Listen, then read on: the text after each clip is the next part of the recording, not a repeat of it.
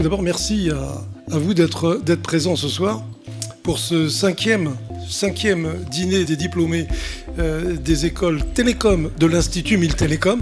Un dîner qui va nous permettre de récolter 50 000 euros. Donc les 50 000 euros seront affectés à 20 bourses d'excellence. Vous vous souvenez qu'on s'était fixé un objectif commun qui était Ambition 2020 et donc de lever 50 millions d'euros sur cette campagne pour financer les différentes actions de nos écoles. Vous êtes ici tous ce soir parce que vous soutenez vos écoles, vous appréciez ce qui est fait par vos écoles. C'est aussi une opportunité, une occasion de vous retrouver tous ensemble. On a créé Sigfox avec Christophe Fourté, que j'appelle le Mozart de la radio, il y a 5 ans, en se disant qu'il fallait connecter le monde réel au monde virtuel. Parce que je pense que l'Internet des objets, c'est le futur enjeu. Et comme l'a dit très bien Michel, j'ai un petit côté un peu social et rebelle, et je me suis dit on va faire ça depuis la France. Depuis la France, on a des très belles écoles, on a de très belles technologies, vous êtes là pour en témoigner. Et si on travaille ensemble, on peut développer cette opportunité de l'Internet des objets à l'échelle mondiale.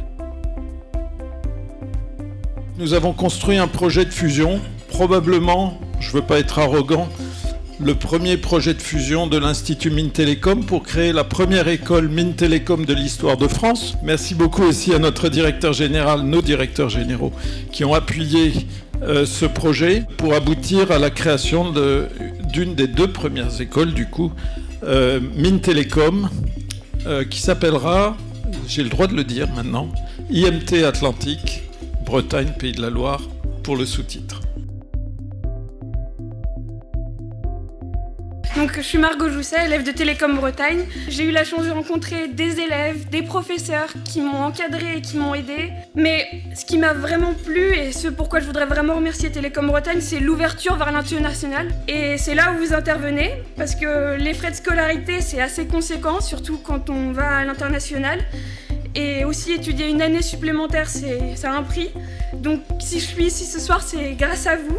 Et vous permettrez, grâce encore à votre présence ce soir, à un autre étudiant l'année prochaine de venir témoigner à ma place. Nous allons déménager, lui et moi, et donc nous nous installerons, ça y est maintenant c'est certain, en septembre 2019 à Saclay, dans des nouveaux locaux. C'est pas que de l'immobilier. On devrait être capable d'additionner nos forces, d'avoir aussi quelques complémentarités. C'est quoi le projet? C'est de faire une grande école du numérique qui répond en fait à tous les enjeux économiques et sociétaux du 21e siècle. Effectivement, c'est une école nouvelle qu'on veut créer, mais elle va quand même être localisée donc à Palaiseau majoritairement, à Évry encore. Donc elle recrutera donc sur le concours commun Minpon. On va conserver un partenariat fort avec Thème. Alors je remercie l'association des anciens élèves parce que ils voient le sens de ce projet. Les premiers retours des entreprises et des diplômés sont quand même très encourageants. Quand j'ai été nommé à Lille en 2014, je pense que j'avais en tête ce qui allait se passer dans l'Ouest et la volonté aussi donc de marier une vieille maison que sont les mines de Douai avec une petite jeune, Télécom Lille, qui vient juste d'avoir 25 ans. Concrètement, on va devenir la plus grande école d'ingénieurs au nord de Paris. Alors moi, je n'ai pas le droit de dire le nom, mais quand même, ce que je peux vous dire, c'est qu'il y aura IMT, il y aura Lille, il y aura Douai et il n'y aura pas grand-chose d'autre. Donc les fusions, c'est être un peu plus gros localement, ça permet d'être un peu plus visible, c'est offrir un choix notamment d'options plus importants aux élèves, et puis c'est cette complémentarité de l'offre dans les partenariats vis-à-vis de l'industrie, vis-à-vis des entreprises. Une mine d'or est cachée dans les projets de l'IMT, venez nombreux et sans délai. Authentique, engagé, tout le monde a envie de rendre nos écoles plus visibles. Ce que j'ai aussi bien aimé, c'est d'avoir le témoignage de cette jeune femme de Télécom Bretagne, parce que ça fait aussi du bien de voir des jeunes femmes qui s'engagent dans les carrières scientifiques. Donc bravo à elle et j'espère qu'il y aura encore plus de femmes l'année prochaine. Je crois que c'est une bonne nouvelle pour l'ensemble des écoles de télécom.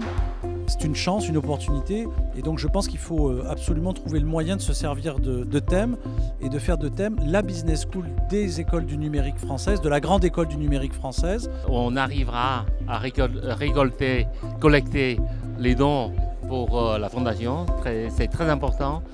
ça renforce la position de l'école, ça aide les étudiants et je crois que le fait qu'on soit à Saclay, ça va donner un nouveau élan aussi à l'école. Je pense pour la France, c'est un truc aussi qui est resté pas mal ce soir. Il y a beaucoup de patriotisme et ça fait toujours plaisir. J'ai retenu quand même le mariage de TSP et de Télécom Paris. Justement, je faisais partie des ambassadrices qui essayaient de rassembler les deux écoles et c'était très difficile à l'époque. Voilà. Donc ce mariage me fait plaisir. Le patron de Sigfox, charismatique, nous a fait une très jolie démonstration, à la fois de nous faire plonger dans une sorte de devenir à long terme des télécoms, comparant son réseau à un gigantesque radiotélescope, nous parlant de capteurs sans énergie, et d'autre part en nous donnant sa vision sociétale finalement de son action,